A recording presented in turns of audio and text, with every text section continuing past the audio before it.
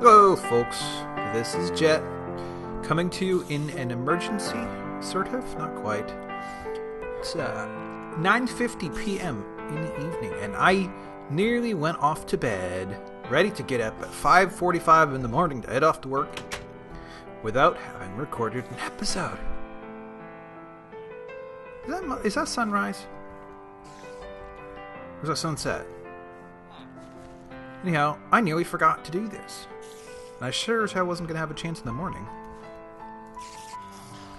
Can you imagine? Woo. Well, anyways. 40 levels and nothing to spend it on. But I do have a diamond pickaxe. Oh. Sort of stupid. Oh, wait, they're burning. Well, let me put this away then. Make me some stuff. Put that away. Ooh, it's building up. Building up, finally. I don't need... What the hell am I doing? I'm distracted, folks. Sorry. Well, so, yeah. Yesterday, I started talking about spaceflight. I think I will not necessarily talk about exactly the same thing today. But... it does occur to me that I need to fix this up. It occurs to me that once we are out there, all of our star naming techniques are going to go right out the window.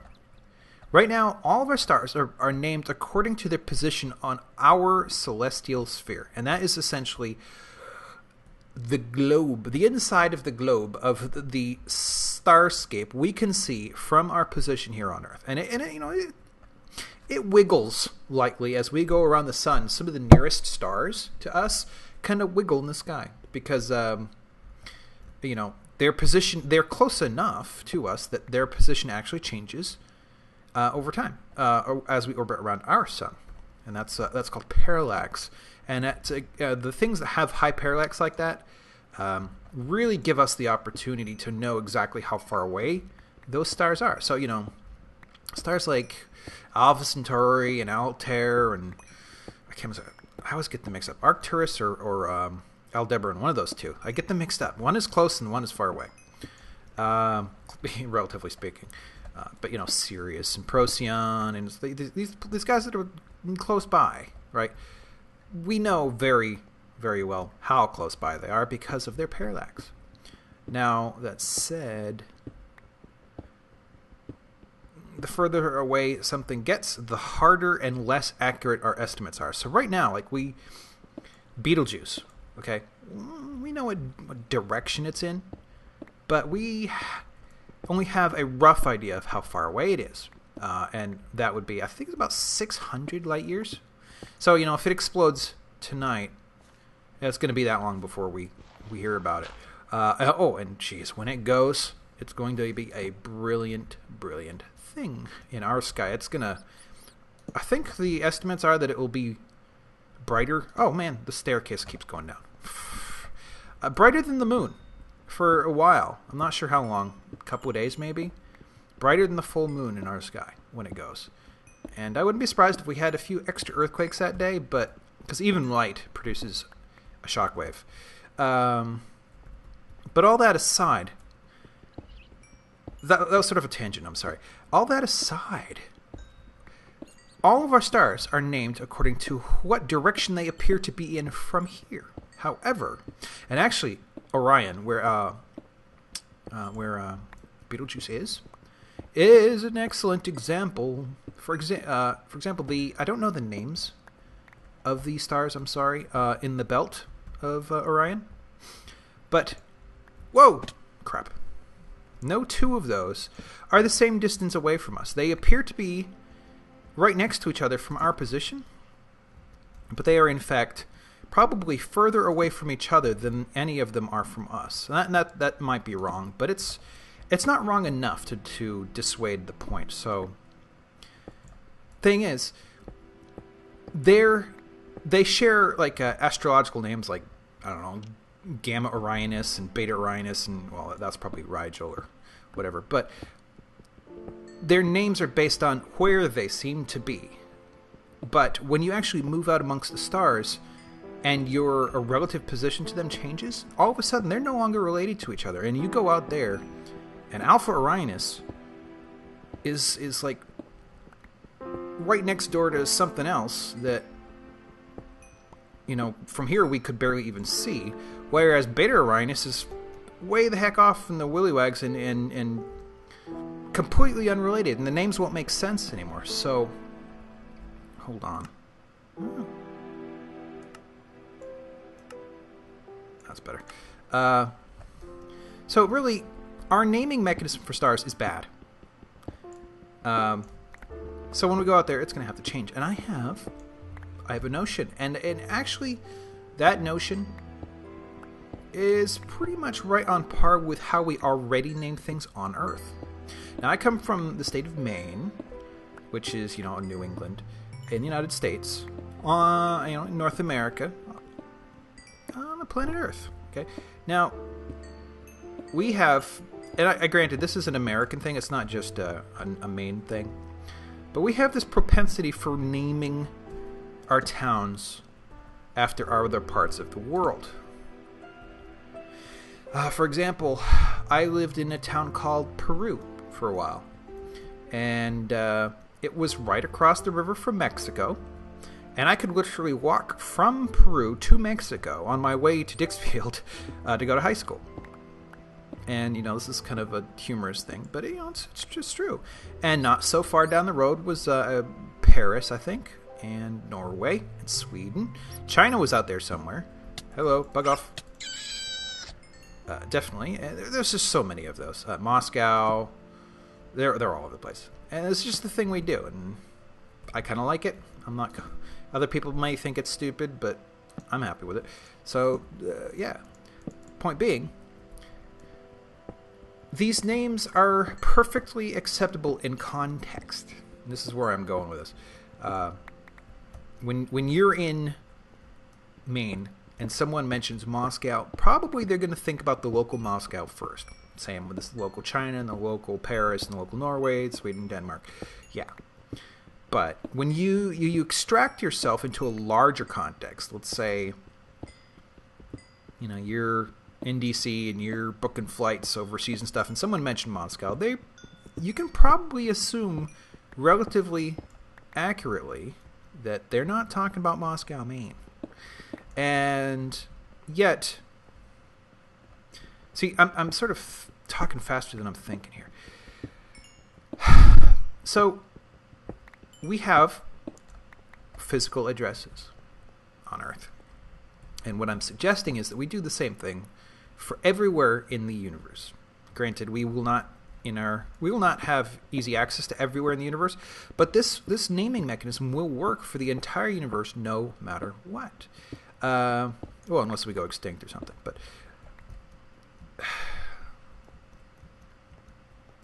sorry, I am confusing myself a little bit. Let us say you only have so many words. See, what I need is water. Wasn't there water up here somewhere? This is turning out to be a pretty decent cave, I have to say.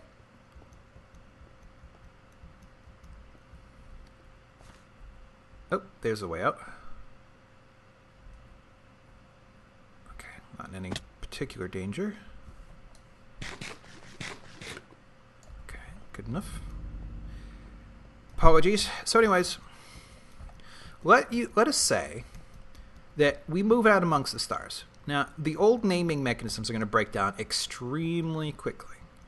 So we'll have to come up with new names for stars. Some of them are already set. You know, if you say Altair or Pollux or Castor or Rigel or Betelgeuse, it's good. We know about those places.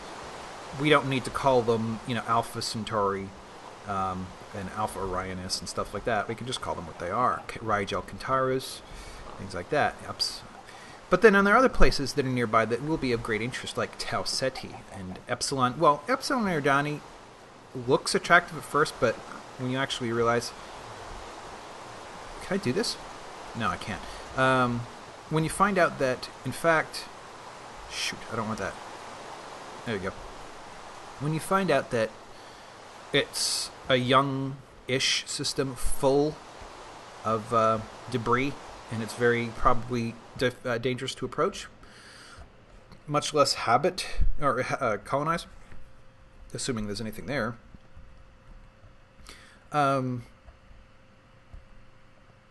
Crap. I went off into another tangent and I lost my way. Oh, see, that's the water I thought I saw. Dang it. Well, here it goes. Oh, something of an anticlimax. This way, to the lake.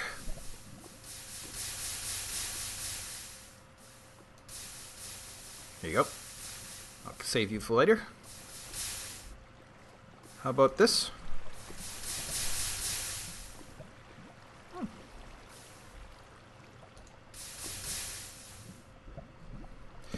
But yeah, let's say Tau Ceti is our target. Once we get out there, I mean, we might still call it Tau Ceti, but we really shouldn't. Now, let's say, because Tau Ceti is... Oh, screw it. Screw it. I'm really having a hard time with this. Oh, and it's already 10 minutes in.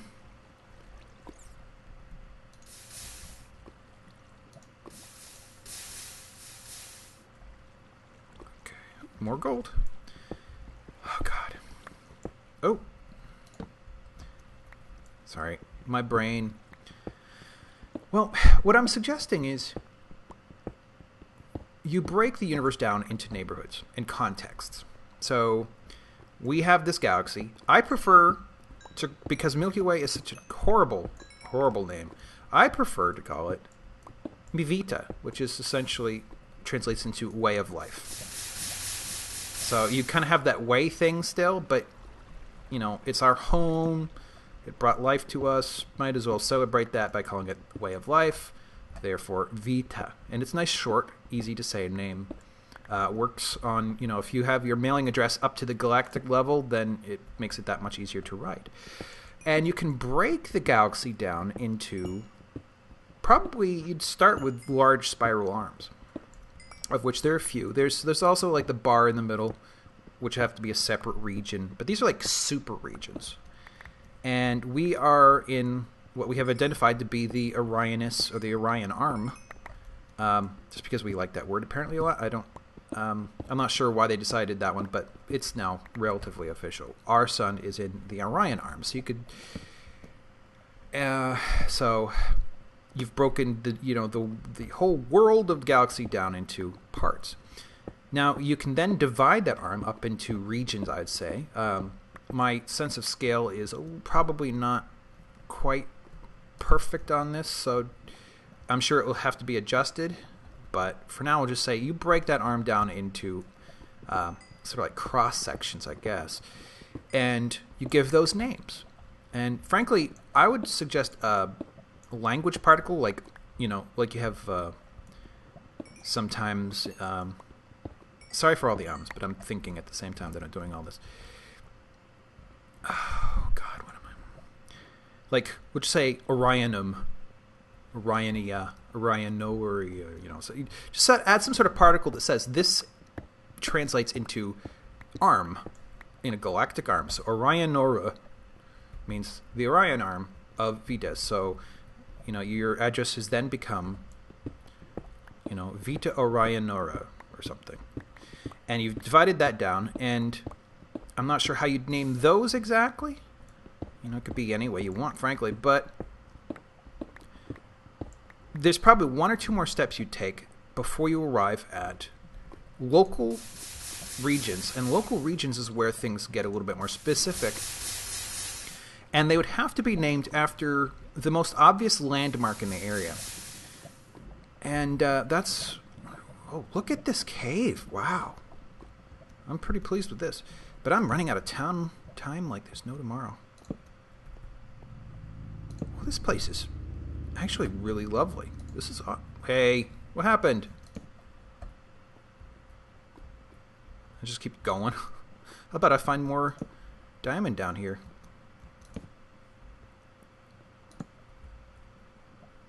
This is nice. This place is fantastic.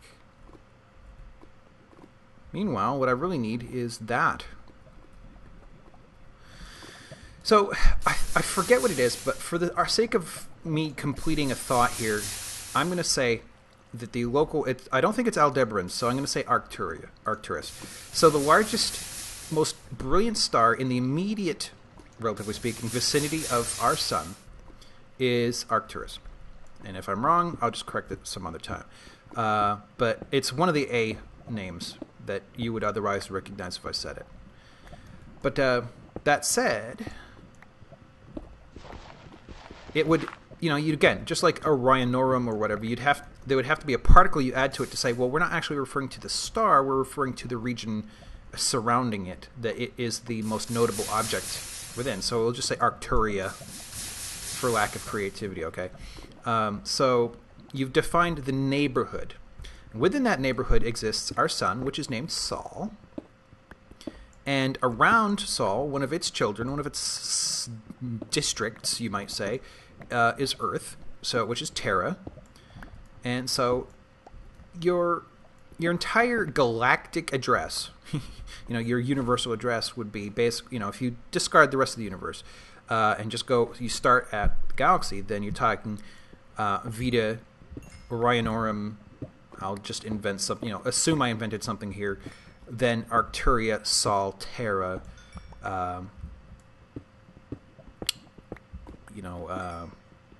North America, DC, Huntington. I don't know. It's basically this super long mailing address that goes right up to the galactic level. And the point of that is to allow us to do the exact same thing that we already do, which is recycle names. And we know which one of those, which Moscow we're talking about based on context. If we have a colony on a planet around, an Earth-like planet around Tau Ceti, that is, I think, probably would still fall under the jurisdiction of Arcturia, then it might be Arcturia Tau Ceti, just because, let's say, the old name stuck and we're too lazy to give it a new name, and it was close enough to Earth that they wanted to name it after Earth, so it's another Terra, but it's the Terra of Tau Ceti. So Arcturia Tau Ceti Terra, and then maybe they have a continent named, I don't know what. I don't want to think on the fly here, but God,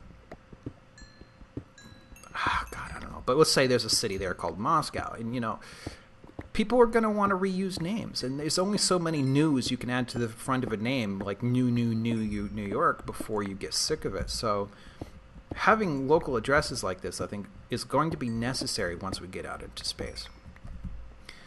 And I'd better head up to town, assuming I know how to get there. I might not. Gosh, I think this has something to do with it. Gotta watch where I'm going. So I'm sorry, that was a jumble, but maybe I got the idea across a little bit. This does not look promising to me. Whoa. Check this out! Well, that didn't last long. I bet there's more through the walls here. Dang it! Dang it! Mark this. Hey, look, there's more. Sweet. Oh, but... Oh, man. See, I'm getting further lost.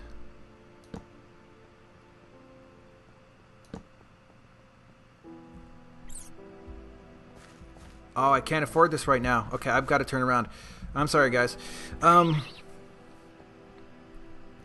so, did that make any sense at all? I'm sorry. The idea is basically use an addressing system that will allow us to repeat the use of names across other stars and other planets. And as long as you say, if you're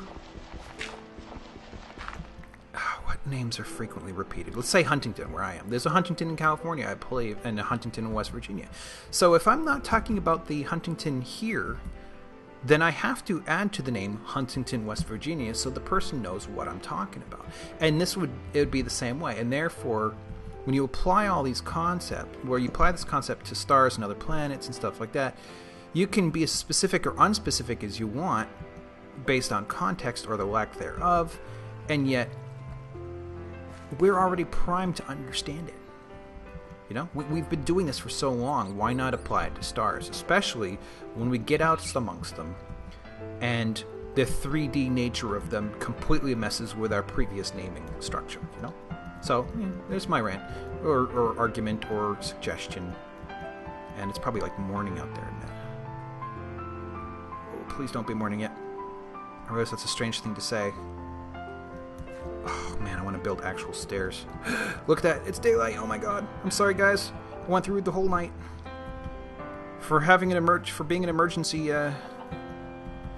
effort. I sure took long enough, didn't I?